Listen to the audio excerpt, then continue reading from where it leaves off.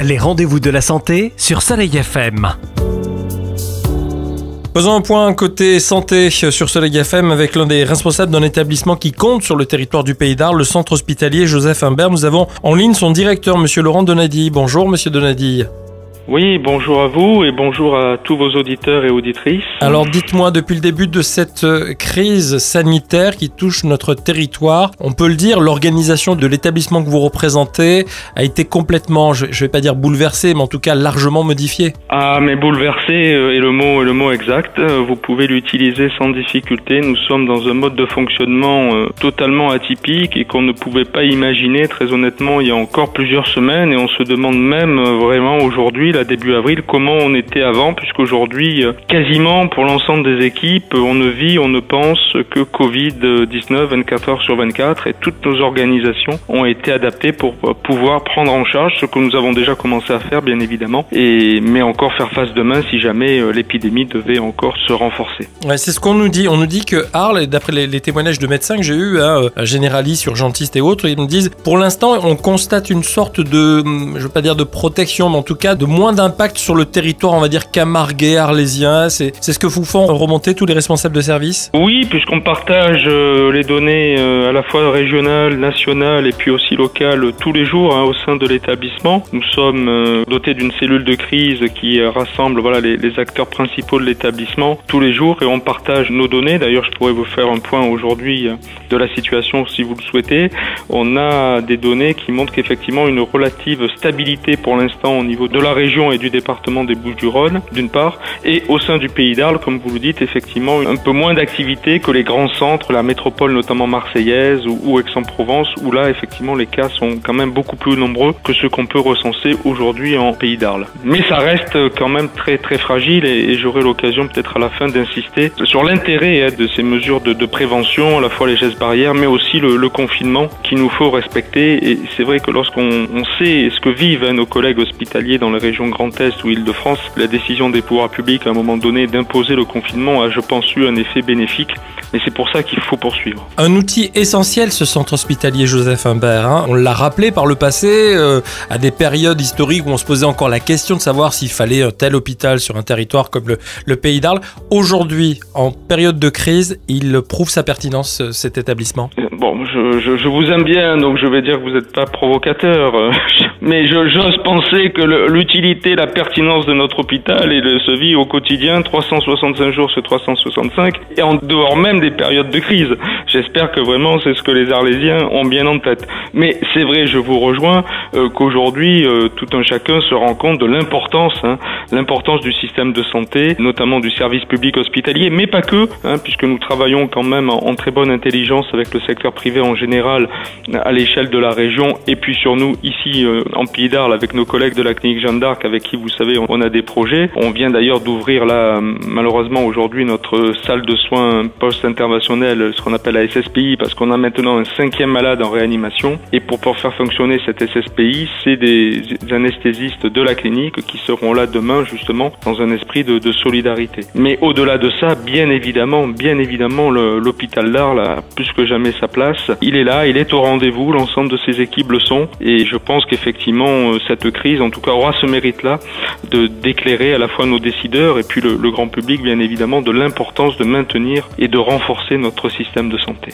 Alors il a fallu, vous l'avez dit, réorganiser le fonctionnement de l'hôpital. Et il a fallu aussi compter, entre guillemets, les moyens qui étaient à votre disposition.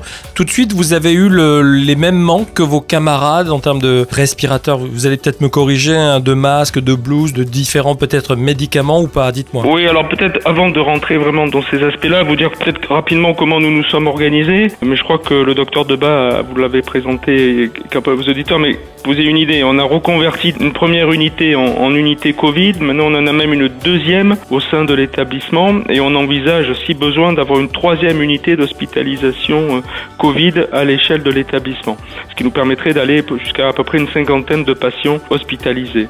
Ensuite, on a, et très rapidement, à l'initiative du chef de service des urgences et en lien aussi avec la médecine de ville, avec qui on travaille en pleine intelligence, c'est de créer un circuit dédié. Je pense que ça a échappé à personne, cette tente qu'on a appelée Covid derrière le circuit classique des urgences pour bien identifier et recenser les parcours pour ces patients qui arrivent avec de la fièvre et de la toux. Et puis, dernier point, et on sait combien c'est important pour la prise en charge de cette maladie lorsque les cas deviennent compliqués, c'est le renforcement de ce qu'on appelle les soins critiques, donc notamment la réanimation, surveillance continue, avec notamment cette création d'une unité bis en salle de réveil. Pourquoi ? Parce que tout simplement, on a quand même fortement arrêté notre activité classique, notamment d'opérations chirurgicales, qui se maintient pour les urgences bien évidemment, mais ça n'a rien à voir avec ce qu'on programmait jusqu'à présent, et donc on a dû, à la demande des pouvoirs publics, se réouvrir, en tout cas préparer à la réouverture de lits supplémentaires en soins critiques. Et c'est ce dispositif qu'on veille à maintenir et à renforcer en fonction des besoins. Donc on est passé d'1 à 2 unités,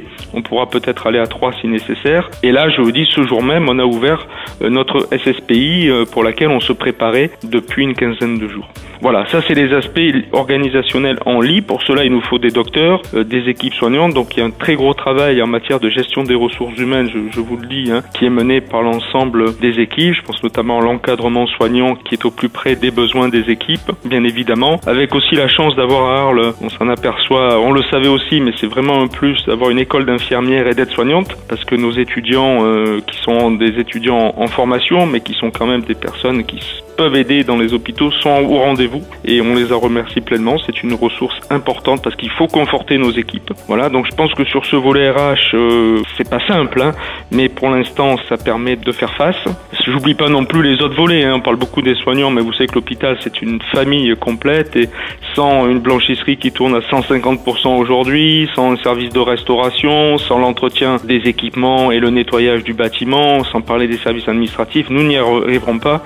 Et vraiment, c'est normal que les soignants soient en première ligne, c'est eux qui sont au contact des malades, ils méritent tous les applaudissements des Français à 20h, mais il faut aussi avoir une petite pensée, et le directeur que je suis là, pour tous ceux qui sont derrière, un peu plus dans l'ombre, mais sans qui non plus nous n'y arriverons pas. Voilà, donc ça aussi, je crois que cette crise permettra aussi de souligner cette entraide, cette solidarité qu'il y a au sein de toutes les équipes hospitalières. Et alors l'autre point, vous y faites allusion à juste titre, c'est ce qui a quand même aussi fait souvent la une de l'actualité, à savoir la difficulté d'approvisionnement sur tel ou tel type d'équipement de protection individuelle. Alors ça a été pour commencer les masques à la fois chirurgicaux et surtout FFP2, les fameux FFP2 qui protègent davantage, notamment pour les personnels soignants qui sont au contact direct des malades lorsqu'il y a des gestes invasifs qui sont réalisés. On a eu des périodes très très tendues, ça va mieux un petit peu aujourd'hui, les stocks d'État nous sont alloués les semaines, donc ça permet de conforter. Et puis on a eu, je crois qu'aussi la presse en était fait l'écho, et je remercie encore tous ceux qui nous ont aidés, de nombreux dons, de nombreuses manifestations, à la fois de particuliers ou de personnes morales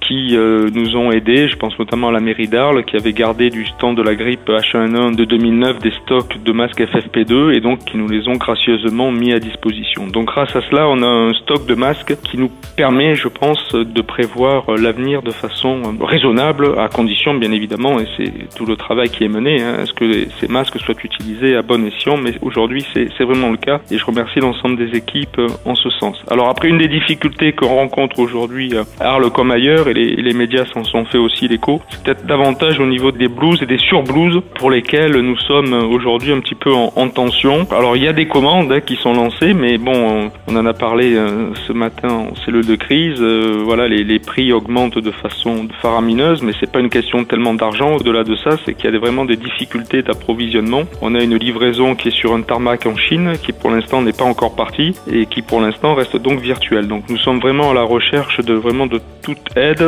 On travaille avec des sociétés de textiles, je pense notamment à l'entreprise Soleilado qui nous livre du tissu, auprès de certaines couturières qui se sont manifestées auprès de nous et qui font preuve de leur compétence et disponibilité pour nous aider, parce qu'il faut qu'on constitue des blouses, voire des surblouses pour aider nos personnels à être particulièrement protégés. Donc j'en profite, si vous me permettez, de lancer, notamment parce qu'aujourd'hui on manque de petites mains de couture, justement pour nous aider à faire face et essayer de doter du mieux possible. Il y a un gros travail travail à réaliser en la matière. Voilà. Alors vous avez le tissu et il vous faut les couturières donc qui vont réaliser sur blouse, qui vont permettre au personnel soignant de travailler en toute sécurité. Tout à fait, c'est ça. Alors on a du tissu à la fois en coton, on va utiliser aussi, ça se développe beaucoup dans les hôpitaux aujourd'hui et on l'a présenté pour des masques, mais on peut peut-être le faire aussi pour des surblouses, savoir ces fameux tissus qu'on utilise aujourd'hui en stérilisation. Donc on a des possibilités pour cela. La Société française d'hygiène hospitalière a validé ce type de textile, mais effectivement il faut nous aider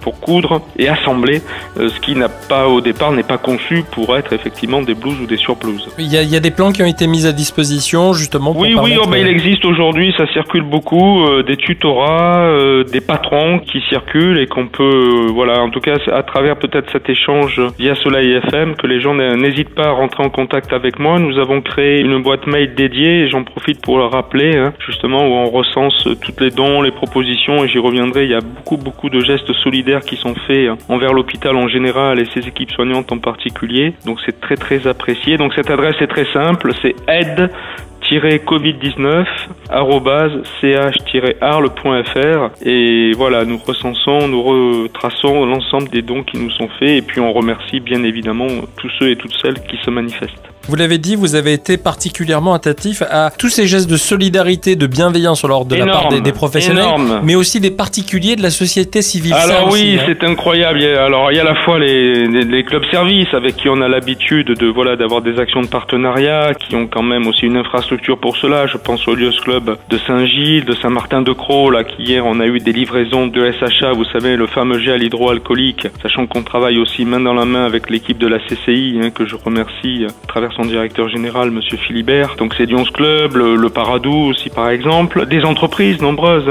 du Pays d'Arles qui nous font des dons et qui apportent, alors effectivement au départ ça a été des masques, mais ça peut être aussi des repas, des produits, je pense qu'on a eu du chocolat, là une entreprise de Port Saint-Louis qui vient de nous livrer ses conserves, vraiment c'est très bénéfique. Et puis moi j'ai été très sensible, même des particuliers qui me disent on sait que c'est difficile, on vous remercie de tout ce que font les hospitaliers, on aimerait bien modestement pouvoir vous aider. Alors je m'étais permis de leur dire que tout était possible et j'ai eu le bonheur de recevoir hier soir un chèque de 50 € à destination des équipes de l'hôpital et voilà, c'est un geste qui m'a particulièrement marqué, même un peu ému, qu'on connaît aussi la difficulté de beaucoup de nos concitoyens, donc c'est à souligner, vraiment, merci. En tout cas, vous avez bien raison de profiter de l'antenne de Soleil FM pour passer vos messages et je vous invite d'ailleurs à ne pas hésiter, vous, vos collaborateurs, bien sûr, médecins et autres, à intervenir, à nous faire savoir quels sont les besoins. Je le rappelle pour l'instant, le besoin crucial, c'est la fabrication donc de surblouses, c'est bien ça, j'utilise le bon terme. Tout à fait. Donc on cherche des couturières, le tissu on l'a a priori, et on fait toutes ces propositions d'aide et de soutien sur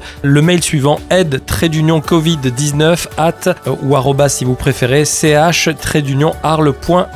Laurent Donadi, moi je vais vous remercier, je rappelle, vous êtes le directeur du centre hospitalier Joseph Imbert à Arles, vous remercier et remercier toute l'équipe, toute la chaîne, vous l'avez dit, qui fait que cet établissement fonctionne et participe à l'effort, je dirais pas de guerre, mais en tout cas de cette crise sanitaire dite du Covid-19. Merci à vous et à bientôt.